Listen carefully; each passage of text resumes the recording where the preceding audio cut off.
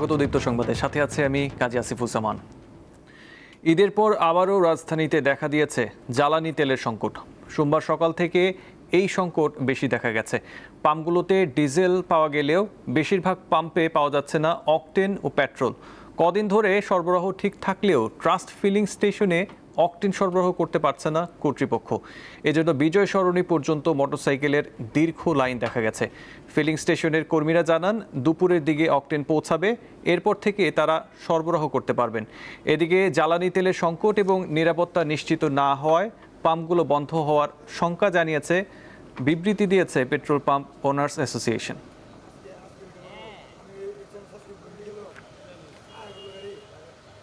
ঢাকা শহরে বর্তমানে শতকরা ধরেন এই 90% পাম্পই বন্ধ।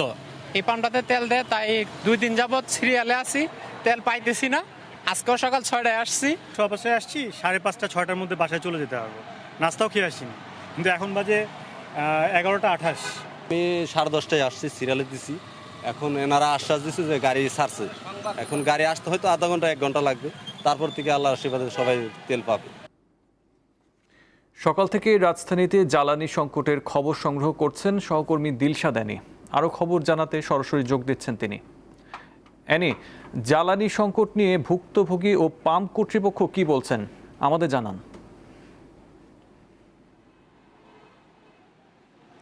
আমি সকাল থেকেই রাজধানীর বেশ কয়েকটি ফিলিং স্টেশনে গিয়েছি। আমরা দেখতে পেয়েছি যে বেশিরভাগ যে স্টেশনগুলো আছে সেখানে তেল সরবরাহ বন্ধ রয়েছে, কোনো কোনো জায়গায় ডিজেল সরবরাহ বন্ধ রয়েছে আমরা দেখতে পেয়েছি। আর অকটেনের কথা যেটা বলবো, বেশিরভাগ যে পাম্প স্টেশনের যারা কর্মী রয়েছেন তারা আমাদেরকে বলেছেন অকটেন সরবরাহ তারা এখন পর্যন্ত সম্ভব হয়নি সরবরাহ করা, কারণ তাদের যে তেলের যে গাড়ি আছে সেই গাড়িটি রয়েছে ডিপোতে, সেখান থেকে আসতে সময় লাগবে এবং কয়টা নাগাদ লাগবেও কেউ কেউ বলেছেন দুপুরের মধ্যে চলে আসবে গাড়ি। আর এই মুহূর্তে আমি আছি ট্রাস্ট ফিলিং স্টেশনে। এখানে আমরা দেখেছি একটি গাড়ি যে মাত্র এসে পৌঁছেছে অকটেনের গাড়ি। আর এখানকার যে দীর্ঘ লাইন আমরা দেখেছি, জাহাঙ্গীর গেট থেকে শুরু হয়েছে লাইন, এই লাইন ধরে আছেন মোটরসাইকেল চালক যারা আছেন, ব্যক্তিগত গাড়ির চালক যারা আছেন, তারা সবাই লাইন ধরে আছেন। তাদের সাথে কথা বলেছি, অনেকেই ভোর 5:30 থেকে এসেছেন, কেউ কেউ 6টা থেকে। এই আশেপাশের এলাকার থেকে একটু দূরের যে এলাকা আছে মিরপুর সহ হেমায়তপুর সহ অন্যান্য জায়গা থেকে তারা এসেছেন, কারণ ওইসব এলাকার পাম্প থেকে তারা কোনো ধরনের অকটেন পাচ্ছেন না, বিধায় ট্রাস্ট ফিলিং স্টেশনে তারা এসেছেন। আর আমরা কথা বলেছি এই ট্রাস্টের কর্তৃপক্ষ যিনি আছেন তাদের সাথে কথা বলছি, তারা বলছেন তেল থেকে গাড়ি থেকে তেল আনলোড করার পর তাদের যাবতীয় যে প্রক্রিয়া আছে প্রক্রিয়া সম্পন্ন হওয়ার পর হয়তো 1.5-2 ঘন্টার পর তারা দিতে পারবেন, তেল সরবরাহ করতে পারবেন। আর অন্যান্য যে ফিলিং স্টেশন আছে সেখানেও আমরা কথা বলেছি, ওইখানে আসলে তারা জানেনও না যে তাদের গাড়ি আসলে কখন এসে পৌঁছাবে এবং কয়টা থেকে তারা দিতে পারবেন, অকটেন সরবরাহ করতে পারবেন, তারা সেটা জানেন না। আর বেশিরভাগ যারা আছেন মোটরসাইকেল আরোহী বা ব্যক্তিগত গাড়ির চালক যারা আছেন তাদের সাথে কথা বলছে, তারা আসলে প্রশ্ন রেখেছেন যে এই ভোগান্তির আসলে কবে শেষ হবে। এখন পর্যন্ত তারা রেগুলার নিয়মিতভাবে যে অকটেন পাচ্ছেন এটা আসলে কবে শেষ হবে। এর জন্য তারা সরকারের প্রতি অনুরোধ জানিয়েছেন যে কোনোভাবে যেভাবেই হোক এই ক্রাইসিসটা কোনোভাবে ঠিক করা যায় কিনা। তো এই ছিল এখানকার সবশেষ তথ্য। ছিলেন দিলশাদ অ্যানি। অ্যানি, আপনাকে ধন্যবাদ। এবার ঈদ শেষে ঢাকায় ফেরার খবর জানবো সহকর্মীদের কাছ থেকে। এই মুহূর্তে রাজশাহী থেকে যুক্ত হয়েছেন সহকর্মী ইউসুফ আদনান এবং বরিশাল থেকে মুর্তুজা জোয়েল। শুরুতে যাচ্ছি ইউসুফ আদনানের কাছে। আদনান, সড়কে যাত্রী চাপ কি বেড়েছে আর কি তথ্য রয়েছে আপনার কাছে আমাদের জানাবেন। হ্যাঁ আসিফ, ঈদ শেষে কর্মজীবী মানুষরা রাজশাহী থেকে ঢাকা সহ দেশের বিভিন্ন স্থানে যাচ্ছেন। এই মুহূর্তে আমি রয়েছি রাজশাহীস্থ ঢাকা বাস টার্মিনাল শিরোল এলাকায়। এই শিরোল এলাকায় আর ঢাকা বাস টার্মিনাল সকল কাউন্টারগুলি রয়েছে। এই কাউন্টারগুলোতে আমরা দেখেছি যে গতকাল অর্থাৎ ঈদের দ্বিতীয় দিন থেকে যাত্রীরা কর্মজীবী মানুষেরা ঢাকার উদ্দেশ্যে যাচ্ছেন এবং আজকে ঈদের তৃতীয় দিন আমরা দেখেছি সকাল থেকে যাত্রীদের একটা চাপ রয়েছে এবং তারা আসছেন কাউন্টারে। যারা অগ্রিম টিকিট ক্রয় করেছিলেন তারা অনলাইন থেকে তারা এখানে প্রিন্ট দিচ্ছেন এবং প্রিন্ট দেওয়ার ফলে প্রিন্ট কপিতে নিয়ে তারা আসলে যাত্রা করছেন। এছাড়া কাউন্টারগুলোতে কোনো টিকিট নেই। আমি বেশ কয়েকটি কাউন্টারে কথা বলেছি, তারা বলছে যে 28 তারিখ পর্যন্ত আসলে কোনো টিকিট নেই। যারা অগ্রিম টিকিট কেটেছেন তারাই আসছেন এবং যাচ্ছেন। এখন পর্যন্ত রাজশাহীতে কোনো যানজট বা কোনো রাজশাহী থেকে ঢাকার মুখে কোনো যানজটের খবর আমি পাই নাই। তবে রাজশাহী রেল স্টেশনে আমি গিয়েছিলাম, রাজশাহী রেল স্টেশনে আমি দেখেছি যে যাত্রী রয়েছে এবং প্রতিটি ট্রেন যাচ্ছে। এবার অন্যান্য বারের মতো অতিরিক্ত কোচ সংযোজন হয় নাই, তবে যে সকল ট্রেন রয়েছে সে সকল ট্রেনগুলোতে অতিরিক্ত চাপ লক্ষ্য করা গেছে গতকাল থেকেই।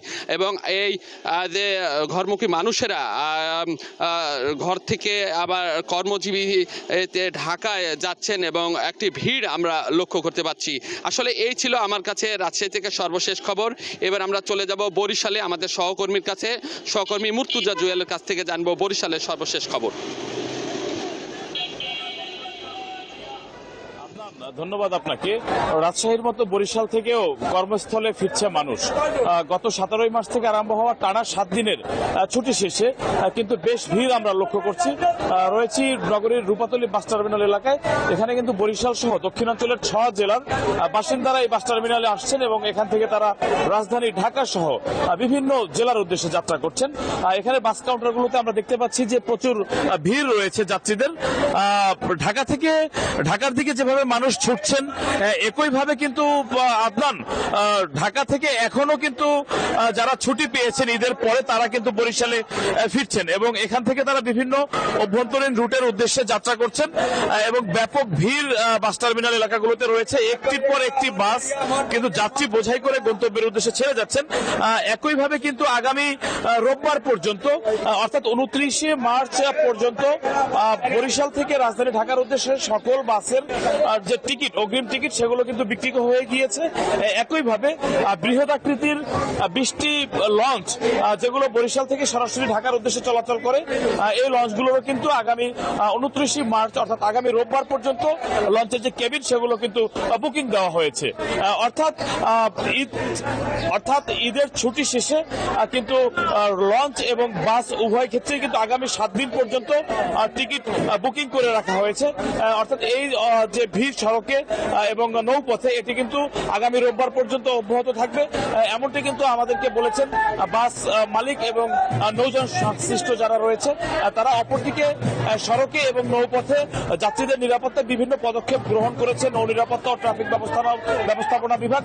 সেখানে প্রতিটি লঞ্চে অজ্ঞান পার্টি মলম পার্টি এ ব্যাপারে যাত্রীদের সচেতন করা হচ্ছে এবং তারা বলছেন যে নিরাপদ যাত্রা নিশ্চিত করার লক্ষ্যে সকল ধরনের প্রস্তুতি তারা সম্পন্ন করেছেন।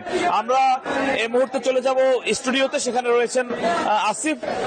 এ ছিল আসলে বরিশাল থেকে মহাসড়ক এবং নৌযানের তথ্য। বরিশাল থেকে ছিলেন মুর্তুজা জুয়েল। মুর্তুজা, আপনাকে ধন্যবাদ। এবং রাজশাহী থেকে ছিলেন ইউসুফ আদনান, আপনাকে ধন্যবাদ।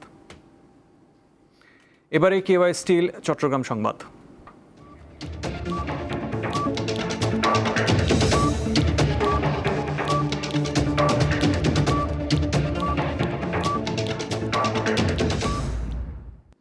চট্টগ্রামের রাঙ্গুনিয়া উপজেলায় দুর্বৃত্তদের গুলিতে এক বিএনপি নেতা ও তার মা গুরুতর আহত হয়েছেন। আহত বিএনপি নেতা প্রকৌশলী ওসমান নামে পরিচিত। গতকাল রাত 8টার পর তার নিজ বাড়িতে সন্ত্রাসীরা ঢুকে হামলা চালায়। ওসমানের বাবা রশিদ আহমদ জানান, 4 জন সশস্ত্র দুর্বৃত্ত ঘরে ঢুকে এলোপাতাড়ি গুলি চালায়। এতে ওসমানের হাত ও পেটে গুলি লাগে। ছেলেকে বাঁচাতে গিয়ে তার মা আসিয়া বেগম 2 পায়ে গুলিবিদ্ধ হন। পরে স্থানীয়রা তাদের উদ্ধার করে উপজেলা স্বাস্থ্য কমপ্লেক্সে নিয়ে যান।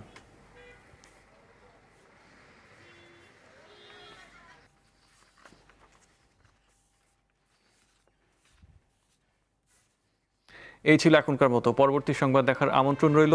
এছাড়া আরও তথ্য বিনোদনের জন্য চোখ রাখুন দীপ্ত টিভি ডিজিটাল প্ল্যাটফর্মগুলোতে। ধন্যবাদ।